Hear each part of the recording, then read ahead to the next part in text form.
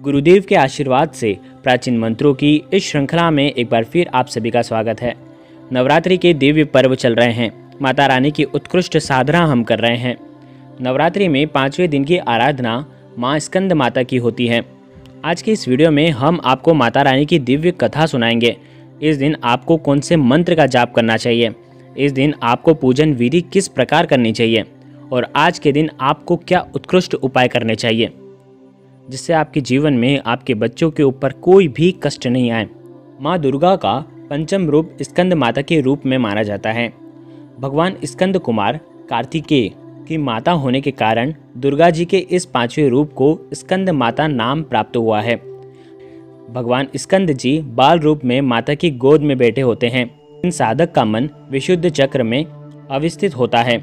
स्कंद मात्र स्वरूपिणी देवी की 4 भुजाएं हैं। ये दाहिनी ऊपरी भुजा में भगवान स्कंद को गोद में पकड़े हैं और दाहिनी निचली भुजा जो ऊपर को उठी है उसमें कमल पकड़े हुए हैं।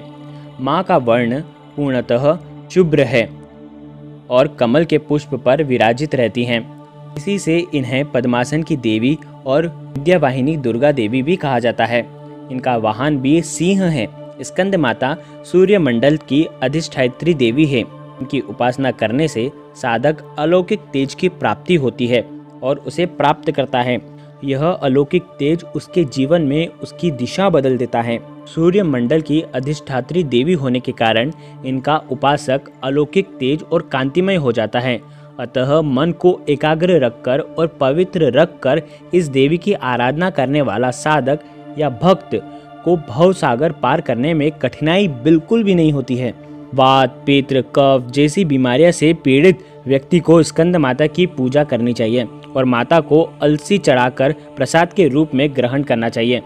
दुर्गा पूजा के 5वें दिन देवताओं के सेनापति कुमार कार्तिकेय की माता की पूजा होती है। कुमार कार्तिकेय को ग्रंथों में सनत कुमार, स्कंद कुमार के नाम से पुकारा गया है। माता इस रूप में पूर्णतः ममता लुटाती हुई नजर आती है। माता का 5वां रूप शुभ्र अर्थात श्वेत है। जब अत्याचारी दानवों का अत्याचार बढ़ता है तब माता संतान जनों की रक्षा के लिए सिंह पर सवार होकर दुष्टों का अंत करती है। भगवान कार्तिकेय यानी स्कंद कुमार की माता होने के कारण दुर्गा जी के इसी 5वें रूप को स्कंद माता कहा जाता है। देवी के इस रूप में भगवान स्कंद 6 मुख वाले बाल रूप में माता की गोद में विराजमान हैं। 6 मुख होने के कारण इन्हें षडानन नाम से भी जाना जाता है। माता के इस रूप की 4 भुजाएं हैं। इन्होंने अपनी दाएं तरफ की ऊपर वाली भुजा से स्कंद अर्थात कार्तिकेय को पकड़ा हुआ है। देवी स्कंद माता ही हिमालय की पुत्री पार्वती है। इन्हें ही माहेश्वरी और गौरी के नाम से जाना जाता है। यह पर्वतराज की पुत्री होने से पार्वती कहलाती है। महादेव की वामिनी यानी पत्नी होने से महेश्वरी कहलाती हैं और अपने गौर वर्ण के कारण देवी गौरी के नाम से भी पूजी जाती है। माता को अपने पुत्र से अधिक प्रेम है, अतः माँ को अपने पुत्र के नाम के साथ संबोधित किया जाना अच्छा लगता है। जो भक्त माता के इस स्वरूप की पूजा करते हैं, माँ उस पर अपने पुत्र के समान स्नेह लुटाती है। भोले शंकर को पति के रूप में प्राप्त करने के लिए माता ने महान व्रत किए। इसीलिए महादेव जी की पूजा भी आदर पूर्वक करें, क्योंकि इनकी पूजा न होने से देवी की कृपा नहीं मिलती चाहिए। आइए जानते हैं स्कंद माता की कथा। प्राचीन कथा के अनुसार तारकासुर नाम एक राक्षस ब्रह्मा जी को प्रसन्न करने के लिए कठोर तप कर रहा था। उस कठोर तप से ब्रह्मा जी प्रसन्न होकर उनके सामने आए। ब्रह्मा जी से वरदान मांगते हुए तारकासुर ने अमर रहने के लिए कहा। तब ब्रह्मा जी ने उसे समझाया कि इस धरती पर जिसने भी जन्म लिया है उसे मरना ही है। निराशा होकर उसने ब्रह्मा जी से कहा कि प्रभु ऐसा कर दें, भगवान शिव के पुत्र के हाथ ही मेरी मृत्यु हो। तारकासुर की ऐसी धारणा थी कि भगवान शिव कभी विवाह नहीं करेंगे, इसलिए उसकी कभी मृत्यु नहीं होगी। वरदान मिलने के बाद फिर उसने लोगों पर हिंसा करना शुरू कर दिया। तारकासुर के अत्याचारों से परेशान होकर सभी देवता भगवान शिव के पास पहुँचे और तारकासुर से मुक्ति दिलाने की प्रार्थना की। तब शिवजी ने पार्वती से विवाह किया और कार्तिकेय के पिता बने।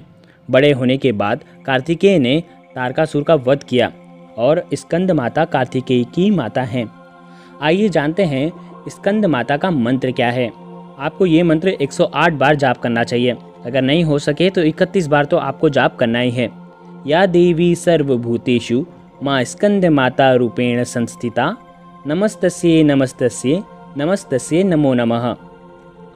आइए जानते हैं स्कंद माता का बीज मंत्र क्या है। इस बीज मंत्र को आपको कम से कम 108 बार का आपको जाप करना चाहिए। आपको इस दिन पूजा विधि कैसे करनी चाहिए। पूजन से पहले आपको स्नान करना चाहिए। नवरात्रि के 5वें दिन सबसे पहले स्नान करें और स्वच्छ वस्त्र धारण करें। अब घर के मंदिर या पूजा स्थान में चौकी पर स्कंद माता की तस्वीर या प्रतिमा रखें। अगर आपके पास स्कंद माता की तस्वीर न हो तो आप माँ दुर्गा की भी तस्वीर रख सकते हैं। गंगा जल से शुद्धिकरण करें और फिर कलश में पानी लेकर उसमें कुछ सिक्के डालें और उसे चौकी पर रखें। अब पूजा का संकल्प लें। इसके बाद स्कंद माता को रोली कुमकुम लगाकर और नैवेद्य अर्पण करें। दीप से माँ की आरती करें और आरती के बाद घर के सभी लोगों को प्रसाद बांटें और आप भी ग्रहण करें। स्कंद माता को सफ़ेद रंग पसंद है, इसलिए आप सफ़ेद रंग के कपड़े पहनकर माँ को केले का भोग लगाएं। मान्यता ये है कि ऐसा करने से माँ निरोगी रहने का आशीर्वाद देती है। इस दिन आपको गरीबों को भी केले का दान करना चाहिए। ऐसा करने से आपके घर में सुख शांति बनी रहेगी। आइए जानते हैं इस उत्कृष्ट दिन पर आपको क्या दिव्य उपाय करने चाहिए। आपको इस दिन 3 अशोक के वृक्ष के 3 पत्ते लेकर के आना है। शाम के समय पूजन के बाद अगर आपने माता रानी को नहीं बिठा रखा है तो भी आप ये उपाय कर सकते हैं। अशोक के पत्ते उस गंगा जल में मिलाना है, उन्हें पकड़ करके उस पानी को घुमाना है और आपको ओम देवे स्कंद माताए नमः का कम से कम 108 बार जाप करना है और उस पानी को मंत्रित करना है। जल मंत्रित हो जाने के बाद आपको उन्हीं 3 पत्तियों से पूरे घर में आपको उस जल का छिड़काव करना है और रीम क्लीम स्वामिन्ये नमः का जाप करना है। ऐसा करते करते आप घर के हर एक क्षेत्र में, हर एक कोने में आपको ये जल छिड़कना है। ध्यान रखें, आपको जल छिड़कना आपके घर के मुख्य द्वार से है और आप मुख्य द्वार से छिटकते छिटकते आपको पूरे घर में छिटकना है। ऐसा करने से आपके घर में जो भी नकारात्मक शक्तियाँ आ चुकी है, जो पनप रही है, वो सब खत्म हो जाएगी।